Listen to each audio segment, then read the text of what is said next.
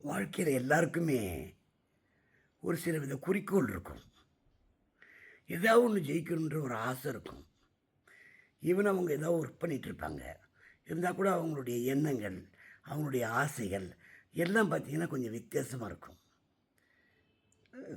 அதுவும் டெடிக்கேஷனாக ஒரு துறவி மாதிரி வாழக்கூடிய ஒரு மனநிலை, உணவு, மற்ற கட்டுப்பாடுகள் இதெல்லாம் ஒரு பெரிய விஷயம். அதுவும் இன்றைய காலகட்டத்தில் என்னுடைய பேரன் ராகுல் அருளரசு பார்த்திங்கன்னா, அவன் வந்து ஒரு சிவில் இன்ஜினியர், ஃபண்டாஸ்டிக் டிசைனர். சென்னையில் தான் ஒர்க் பண்ணுறான். Graduate, BE graduate.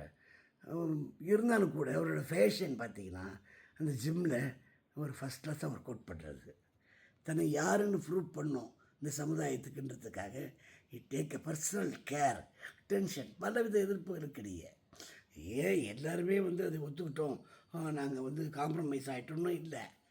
எல்லோரும் கூட ஒத்துக்கலை. இருந்தாலும் நின்னான், போல்டாக சாப்பாடை குறைச்சான், உப்பு இல்லாமல் சாப்பிட்டான். சாப்பாடெலாம் கொஞ்சம் வித்தியாசமாக இருக்கும், சாப்பாடு வாயிலே வைக்க முடியாது. But the dedication of work with advice of gym masters பார்த்திங்கன்னா வண்டர்ஃபுல்லாக அது அந்த அந்த கோலை நேத்திக்கு மீன்ஸ் கணக்கு போட்டுங்க, நேத்திக்கு மிகப்பெரிய வெற்றியை அவள் அடைஞ்சிருக்கான். அதில் பார்த்திங்கன்னா ஜிம்மில் பாடி பில்டிங் ஆணழகன் போட்டி சென்னையில் நடந்தது, மிகப்பெரிய அளவில் நடந்தது. பெரிய அளவில் கூட்டம். என் பையனும் என் பேரனும் சின்ன பேரனும் ராகுலோட கூட போயிருந்தான், சஞ்சய் குமாரும். அவங்க அப்பாவும் அம்மாவும் கூட அங்கே விழாவுக்கு வந்திருந்தாங்க. அங்கே பார்த்தீங்கன்னா எவ்வளோ பெரிய ஷீல்டை அவன் அடிச்சிருக்கான்றதை பாருங்கள். அதில் மொத்தம் 3 கேம் நடந்திருக்கு. ஒன்றுத்தில் 3rd place வந்திருக்கான், அதுக்கான ஷீட்டு முதல்ல இருக்குது.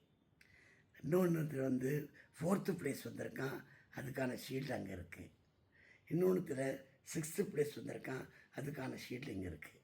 இந்த ஷீல்டு வந்து சாதாரணமாக இருக்கலாம், ஆனால் அதுக்கான கோல், அதுக்கான அவனுடைய பயணம், அந்த டெடிக்கேஷன், அந்த லவ், அதுதான் ஜெயிப்பு, அதுதான் வாழ்க்கையுடைய முக்கியமான வெற்றிகள்.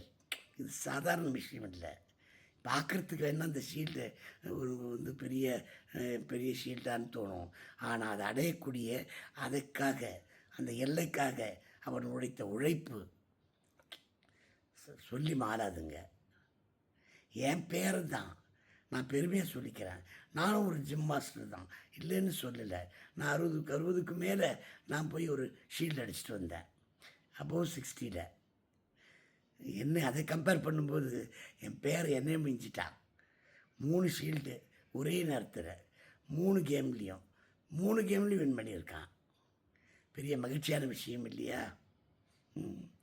வாழ்க்கையில் ஜெயிக்கணுன்ற ஆசை மட்டும் இருந்தால் போதுங்க. தடைகள்லாம் சும்மா தூசு மாதிரி தட்டிட்டு போய்கிட்டே இருக்கலாம். வாழ்த்துக்கள். நாளை பார்ப்போமா?